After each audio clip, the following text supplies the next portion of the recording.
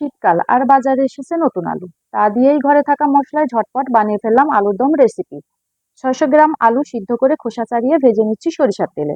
সেই একই তেলে একটি তেজপাতা ও ১ কাপ পেঁয়াজ কুচি বাদামি করে ভেজে নিচ্ছি। তাতে দিয়ে দিচ্ছি হাফ চামচ জিরা, একটি টমেটো ও ২টি কাঁচামরিচ ব্লেন্ড করে দিয়ে দিচ্ছি।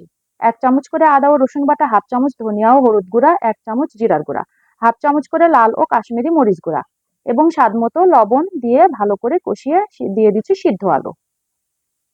এরপর আলুগুলোকে মশলার সাথে কষিয়ে নিতে হবে খুবই ভালো করে। দিয়ে দিচ্ছি গরম মসলা। কয়েকবার সামান্য করে পানি দিয়ে কষিয়ে কষিয়ে রান্না করতে হবে খুবই ভালো করে। শেষ পর্যায়ে দিয়ে দিচ্ছি কিছুটা চাট মসলা। ৫ মিনিট দমে রেখে গরম গরম পরিবেশন করে নিব। ব্যাস, আলুর দম রেডি। লুচি, পরোটা, রুটি বা ভাতের সাথে খেতে দারুণ।